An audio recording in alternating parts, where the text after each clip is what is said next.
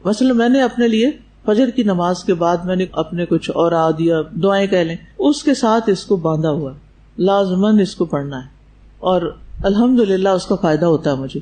کل سے کچھ لوگوں نے جو فیڈ بیک مجھے ڈائریکٹ دی اس میں الحمدللہ 3 لوگ ایسے تھے جنہوں نے اپنی بیماری کا ذکر کیا، جیسے سر درد یا کچھ اور پھر کہا کہ میں نے جب یہ تسبیح مسلسل پڑھنی شروع کی اور اس کے بعد میری بیماری غائب تھی، اور مجھے حیران کن انکشاف ہوا. اگر ایک بندہ کہتا تو میں کہتی چلے اس کا ایکسپیرینس ہے، جب ایک بات 3 بندے کہہ رہے ہیں تو اس کا مطلب ہے کہ پھر کچھ ہے صحیح اس میں. اور ویسے بھی جو فضیلت اس کی بتائی گئی اس میں کیا کیا باتیں تھیں. نمبر 1، جو شخص مال خرچ کرنے سے بخل کرے. نمبر 2، دشمن سے لڑنے سے خوف کھائے. رات کے اندھیرے سے ڈرے کہ رات میں مشقت اور اندھیرے سے. تو یہ تینوں ہی چیزیں کسی نہ کسی درجے پہ ہمارے ساتھ ہیں نا، کہیں نہ کہیں تو ہیں. پھر تو ہمارا علاج ہے یہ تسبیح، ان تینوں کمزوریوں کا علاج ہے یہ تسبیح. تو انشاءاللہ اگر آپ اس کو ریگولرلی پڑھیں گے تو آپ کو فائدہ ہوگا، اور یقین کے ساتھ پڑھیں گے. اور سبحانہ کہتے ہوئے کیا سوچیں گے؟ اسبح، دل میں زبان سے تو سبحانہ ہی کہیں گے، اسبح اللہ سبحانہ، کہ جیسے اللہ کی تسبیح کی جانی چاہیے ویسی تسبیح کرتی ہیں. الحمدللہ کہتے ہوئے کیا سوچیں گے؟ محبت کے ساتھ اللہ کی تعریف کریں گے. اچھا، کون سی تعریف؟ اللہ کے تو بہت خوبصورت نام ہے، افعال ہیں، وہ کس بات پہ تعریف؟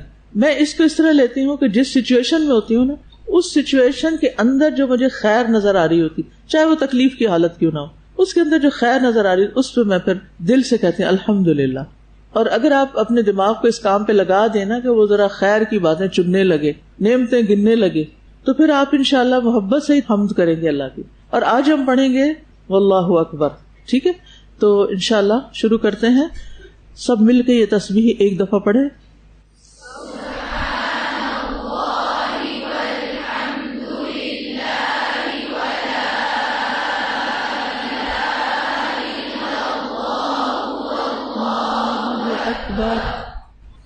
پاک ہے اللہ، اور سب تعریف اللہ ہی کے لیے ہے، اور اللہ کے سوا کوئی معبود نہیں، اور اللہ سب سے بڑا ہے. واللہ اکبر، یعنی اس میں یہ اقرار کیا جا رہا ہے کہ اللہ سب سے بڑا ہے، اور ہم اللہ کی تسبیح بیان کرنے، حمد بیان کرنے سے قاصر ہیں. ہم حق ادا ہی نہیں کر سکتے کیونکہ وہ بڑی عظمت والا ہے، بڑی شان والا ہے، یعنی ہم اس کا ادراک ہی نہیں کر سکتے وہ کتنا بڑا ہے. آپ میں سے کوئی بتا سکتا ہے اللہ کتنا بڑا ہے؟ نہیں بتا سکتے نا، کیونکہ ہمارے پاس کوئی پیمانہ ہی نہیں ہے، وہ پیمانوں سے بھی بالا ہے. بس ہمارا یہ عقیدہ ہے، ہمارا یہ یقین ہے کہ وہ سب سے بڑا ہے. آپ دیکھیے کہ اللہ سبحانہ تعالیٰ کی عظمت کو محسوس کرنے کے لیے اللہ کا کلام قرآن مجید تو ہے ہی، لیکن اللہ تعالیٰ کی کائنات میں غور و فکر جو ہے اور اس کی پیدا کی ہوئی بڑی بڑی اور حیران کن چیزوں میں جب انسان غور کرتا ہے تو اس سے بھی اللہ تعالیٰ کی ایک عجب طرح کی عظمت دل میں آتی ہے. انسان کے اللہ کی بڑائی کا احساس ہوتا ہے. ہماری زمین کس نظام کے اندر ہے؟ اسے کیا کہتے ہیں؟ نظام شمسی یا سولر سسٹم. کہا جاتا ہے کہ تقریباً 400 ارب کے قریب نظام شمسی ہیں، نظام شمسی ہیں.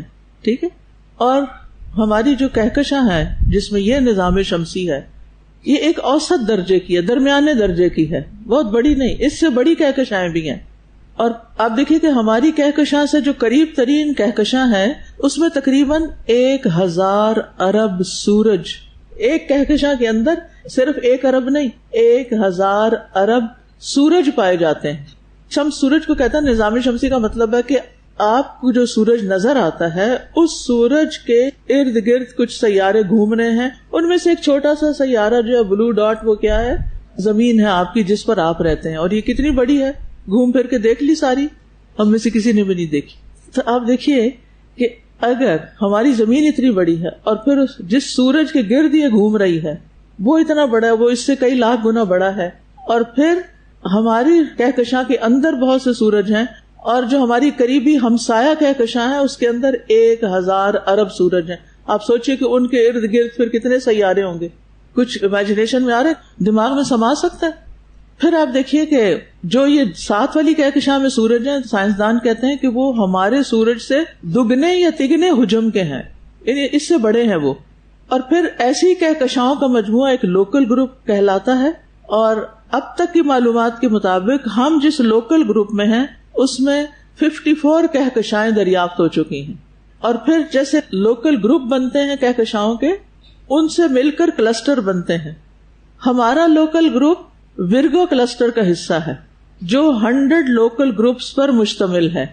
اور پھر 2014 میں سائنسدانوں نے اعلان کیا کہ ہمارا ورگو کلسٹر بھی ایک سپر کلسٹر کا چھوٹا سا حصہ ہے. ٹھیک ہے.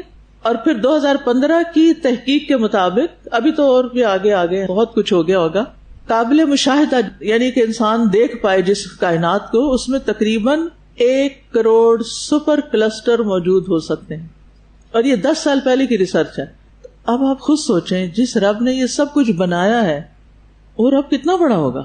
اور وہ صرف بنا کے فارغ نہیں ہو گیا، بلکہ وہ کیا کر رہا ہے، ان سب کا مالک بھی ہے اور ان سب کا مدبر بھی ہے، خالق بھی ہے. ان کا اون وہی کرتا ہے. آپ میں سے کوئی ہے کسی سورج کا مالک؟ تو بتائے ذرا مجھے. کہ آج تک دنیا میں کسی نے کہا کہ وہ ایکچولی زمین پر تو مجھے پلاٹ لینے کی ضرورت نہیں تھی، کیونکہ وہ فلاں سورج جو وہ میں نے لے لیا ہے، وہ خرید لیا ہے اور میں وہاں جانے کی تیاری کر رہی ہوں. ذرا دیکھیں تو صحیح، جانا تو دور کی بات، ہم تو اتنے عاجز ہیں کہ نیکڈ آئی سے دیکھ بھی نہیں سکتے اس کو. تو آپ خود سوچئے، یہ تو بس ایک چیز ہے نا جو آسمان و خلاؤں میں بنی ہوئی ہے، اور یہ سما دنیا ہے یہ آپ کا. اس سے اگلا جو آسمان ہے وہ اس سے ایک روایت کے مطابق 500 سال کے فاصلے پر ہے. وہاں کیا کچھ ہوگا، پھر اس سے آگے کیا ہوگا، پھر اس سے آگے کیا ہوگا، پھر اس سے آگے.